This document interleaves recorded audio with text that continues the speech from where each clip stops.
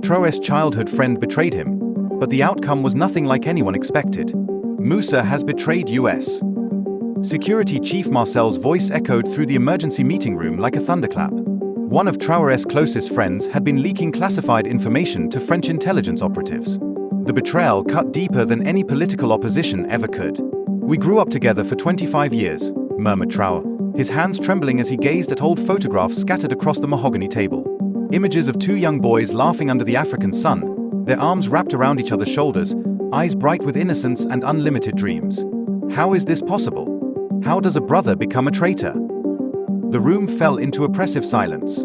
Marcel shifted uncomfortably, his usually composed demeanor cracking under the weight of delivering such devastating news. The other security officials exchanged worried glances, understanding that this betrayal represented more than just a security breach, it was a wound to Traoré's very soul. Just then, the secure phone began ringing. The caller ID showed a name that made everyone freeze: Moussa Konate. The traitor himself was calling.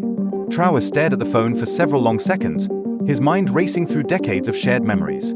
With a deep breath that seemed to carry his entire nation's hopes, he answered. "Ibrahim," came Moussa's voice, broken and desperate, tears clearly audible. "I'm calling to warn you. I made a terrible, unforgivable mistake. The French are planning to kill you tonight. Please run." "Moussa." Traoré's voice was barely above a whisper. "I took their money. They're planning to kill you. Please, for everything we once shared, get as far away as you can." Traoré closed his eyes, feeling the full weight of betrayal crushing down. When he spoke again, his voice was calm but carried an ocean of pain. "Moussa, are you my friend or my enemy?" I don't know anymore." Moussa's voice broke completely, dissolving into sobs that echoed from his heart's deepest chambers. But as Traoré listened to his childhood friend's anguish, a strange calm settled over him. This treachery had actually created the greatest opportunity of his political career. The foundations of brotherhood. The roots stretched back 25 years, to Ouagadougou's dusty, vibrant streets during the early 1990s. The city was a tapestry of contrasts: modern buildings alongside traditional mud brick houses, street food scents mixing with vehicle exhaust, multiple languages creating a symphony of African culture. 12-year-old Ibrahim Traoré and Moussa Konate were inseparable children from the same neighborhood, born 3 months apart to families that had been friends for generations.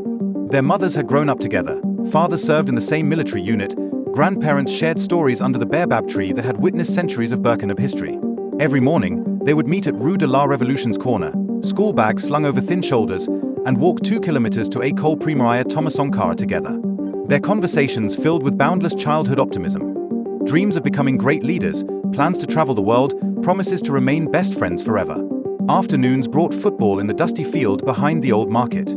With a makeshift ball sewn from leather scraps, they played until darkness fell.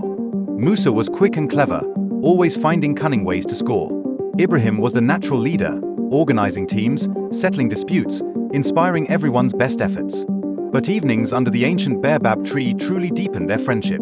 Cross-legged on worn mats, they shared private thoughts and grandest ambitions as stars appeared in the darkening sky. "What will you become when you grow up, Ibrahim?"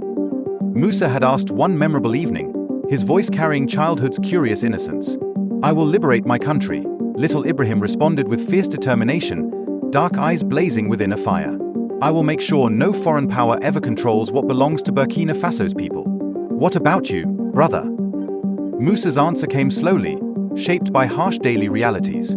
"I'll become rich. Very, very rich. Rich enough that my mother never has to cry about unpaid bills again. Rich enough that my little sisters can attend university." The contrast in dreams was stark but unsurprising. Ibrahim came from a family that, while not wealthy, always met basic needs. His father was a respected teacher, mother sold vegetables in the market, their small house always had food and books. Moussa's situation was dramatically different. His father died in an industrial accident when Moussa was 8, leaving a widow with 4 children and no income. The French-owned company's promised compensation never materialized, forcing the family from their comfortable home to a single-room mud-brick dwelling on the city's outskirts. Every night, young Moussa fell asleep hearing his mother cry softly, trying to stretch meager resources to feed her children. He watched her grow thin, giving her portions to her sons and daughters, witnessed her pride crumble as she begged for credit at local shops, saw hope fade as months became years with no improvement. This poverty left deep, invisible scars in Moussa's heart, scars that would make him vulnerable to temptation decades later. Diverging paths. As boys grew into young men, Their friendship remained strong, but paths began diverging in ways that would shape their ultimate destinies. Ibrahim's natural leadership and unwavering justice sense led him toward military career. At 18, he gained admission to prestigious École Militaire Inter-Armées, excelling in academics and military training. Instructors noted his exceptional strategic thinking, ability to inspire peer loyalty, and deep knowledge of African history and politics. Even as a cadet, Ibrahim spent library hours studying great African leaders like Thomas Sankara, Kwame Nkrumah, and Julius Nyerere, absorbing their Pan-Africanism and economic independence philosophies. Meanwhile, Moussa pursued different education. Driven by childhood poverty and determination to never let his family suffer again, he focused intensively on business and economics. He earned a University of Ouagadougou scholarship, demonstrating remarkable aptitude for finance, international trade, and corporate law. Unlike Ibrahim, who studied African liberation movements, Moussa immersed himself in global capitalism. He learned fluent French and English, studied multinational corporation operations, and began understanding how money and power flowed through the modern world. After graduation, Moussa quickly found employment with Société Générale Burkina, a French banking conglomerate subsidiary. His intelligence, linguistic skills, and cultural knowledge made him invaluable as liaison between French business interests and local Burkina partners. Within 5 years, he had risen to senior account manager, earning more than his family had ever dreamed.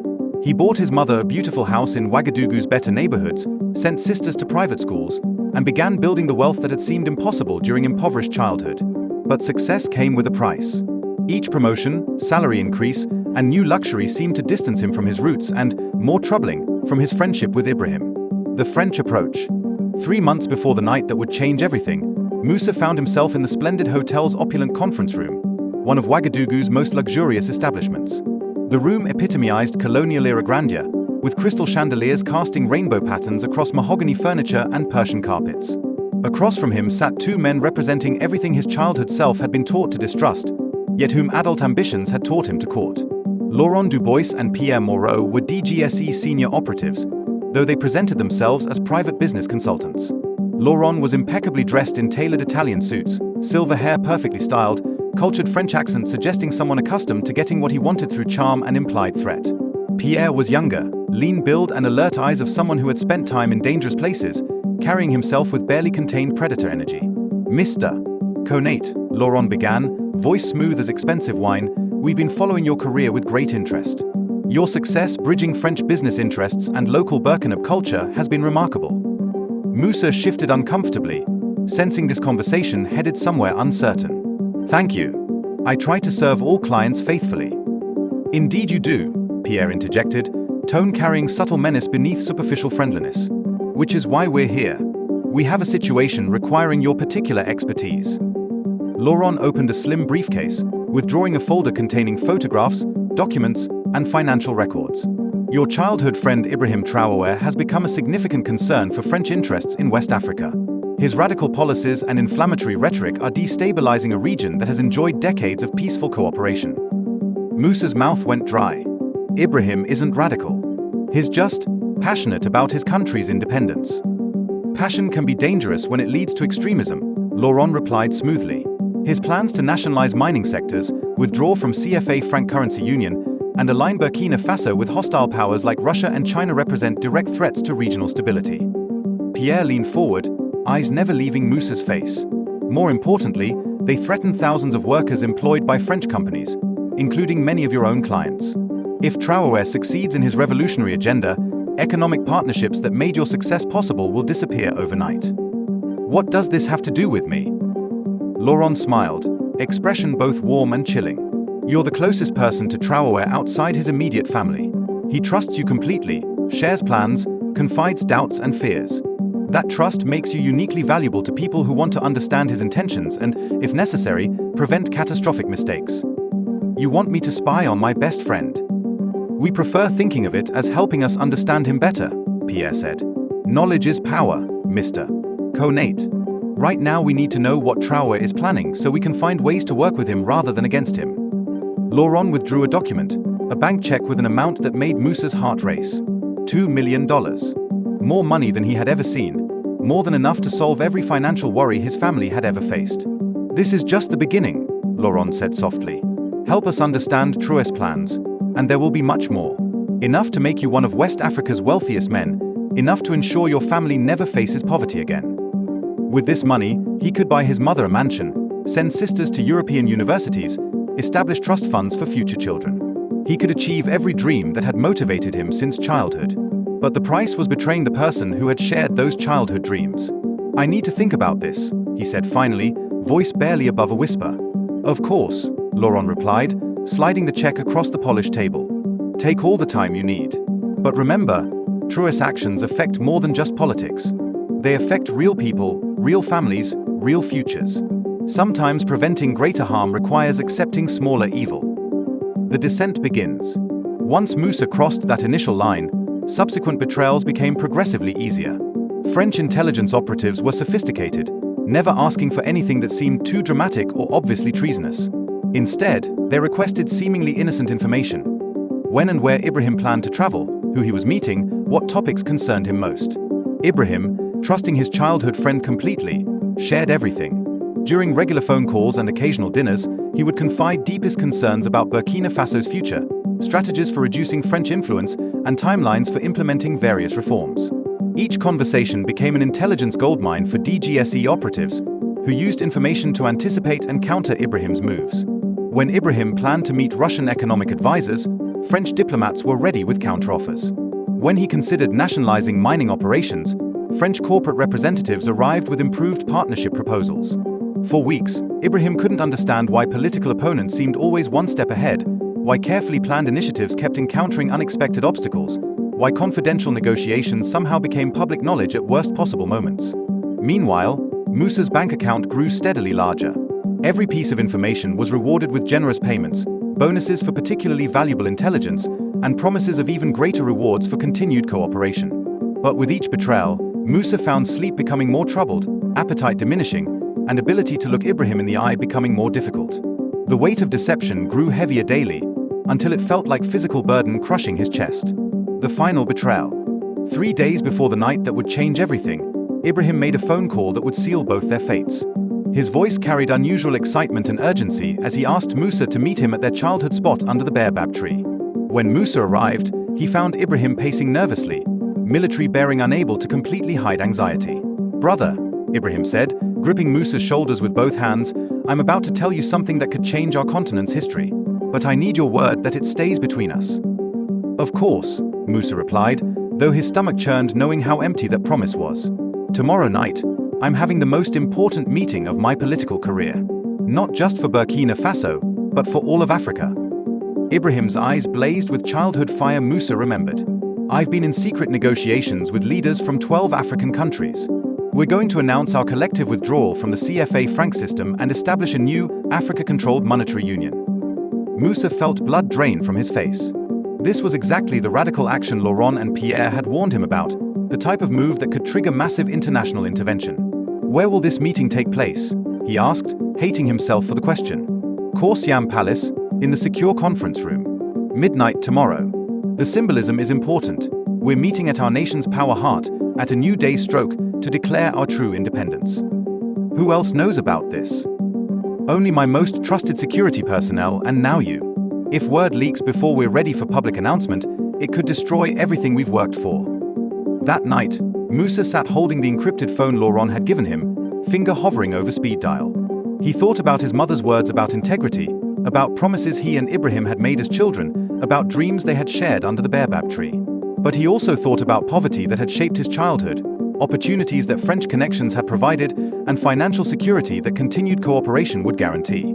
With tears streaming down his face, he made the call. "Final intelligence package," he whispered. "Tomorrow night, Corsiam Palace, midnight. 12 African leaders, CFA franc withdrawal announcement." "Excellent work, Moussa," came Laurent's satisfied voice. "This information is invaluable. The remaining balance of your compensation will be transferred immediately." "What happens now?" Moussa asked, though he dreaded the answer. "Now we prevent a continental disaster," Laurent replied. "Don't worry about Traoré. We'll make him an offer he can't refuse. Everyone will be better off in the long run." But something in Laurent's tone suggested that the French definition of better off might not include Ibrahim Traoré's continued existence. The master plan revealed. When Traoré finally hung up after Moussa's tearful confession, the room remained silent for several long moments. Marcel and other security officials watched their leader carefully, trying to read his emotional state and prepare for whatever orders might come. Finally, Traoré stood up, walked to his office safe, and withdrew a thick folder marked Operation Mirror in bold red letters. "Marcel," he said calmly, placing the folder on the conference table, "I want you to understand something important. I've known about Moussa's betrayal for 2 months." The room erupted in shocked voices. "What? How? Why didn't you tell us?" Traoré held up his hand for silence. "Because Moussa's betrayal became the cornerstone of the most sophisticated counterintelligence operation in African history." He opened the folder, revealing detailed surveillance photos of Laurent Dubois and Pierre Moreau, transcripts of their conversations, financial records of their payments to Moussa, and comprehensive dossiers on DGSE operations throughout West Africa. "When I realized my childhood friend was being pressured by French intelligence, I had 2 choices: stop him and lose a valuable window into their operations, or use his betrayal to feed them exactly the information I wanted them to have." Marcel leaned forward, beginning to understand. "You gave him false information." "Not entirely false," Traoré smiled. "There really will be a meeting at Korsiam Palace tonight. 12 African leaders really will be there. And we really will be making historic announcements about monetary independence. But the French agents who arrive expecting to capture or kill us will instead find themselves surrounded by 300 African Union special forces who have been positioned around the palace for the past week. You're turning their operation into a trap. The greatest trap in intelligence history," Traoré confirmed. "While they've been planning to eliminate African leadership, we've been planning to capture the entire DGSE West Africa operation. Every agent, every asset, every operational plan they have in this region. The trap springs and redemption." At exactly midnight, as French forces breached the palace's main entrances, they discovered the thermal signatures they had been tracking were sophisticated decoys. The real meeting was taking place in a reinforced underground conference room that French intelligence had never detected. As their forces spread through empty palace rooms, they found themselves surrounded by African Union soldiers emerging from hidden passages throughout the building. "This is impossible," Laurent radioed frantically. "How did they know?" His question was answered when Ibrahim Traoré's voice came through their radio frequency. "Good evening, gentlemen. Welcome to independent Africa." As French agents were systematically captured, Moussa sat in his home, watching dramatic events unfold on international news broadcasts. The reports were stunning: 12 African nations simultaneously announcing their withdrawal from French-dominated economic systems, the capture of an entire foreign intelligence network, and emergence of a new continental alliance. At 3 a.m., Moussa heard a knock at his door.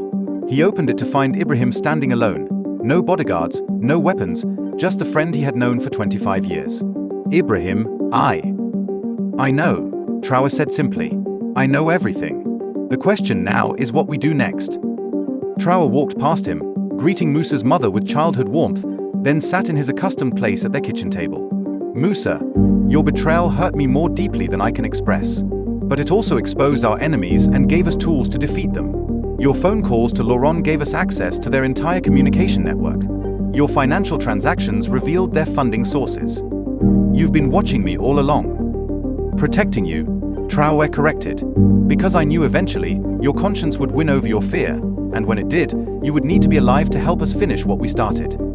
From his pocket, Traoré withdrew a presidential pardon, already signed and sealed.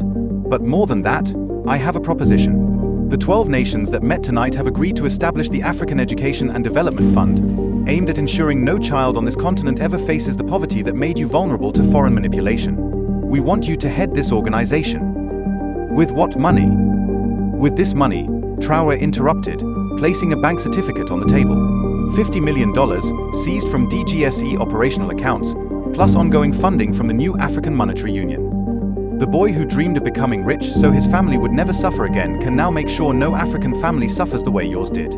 Your betrayal can become the foundation for continental redemption." Epilogue. 5 years later, the ceremony was held under the same baobab tree where 2 12-year-old boys had once shared their dreams. Now, as middle-aged men, they watched hundreds of children from across Africa celebrate the 5th anniversary of African Independence Day. Moussa had used the African Education and Development Fund to establish over 200 schools in 15 countries, providing free education, meals, and medical care to more than 100,000 children. "Do you ever regret forgiving me?" Moussa asked as they watched children play. "Do you ever regret betraying me?" Traoré replied, "Every day. But I also thank God every day that my betrayal led to your victory." That's the thing about redemption. brother. It transforms even our worst mistakes into tools for good. As the sun set over Ouagadougou, painting the sky in brilliant oranges and purples, the two friends sat in comfortable silence, surrounded by children's laughter who would grow up in a free Africa, because sometimes, the worst betrayals create the greatest opportunities for redemption.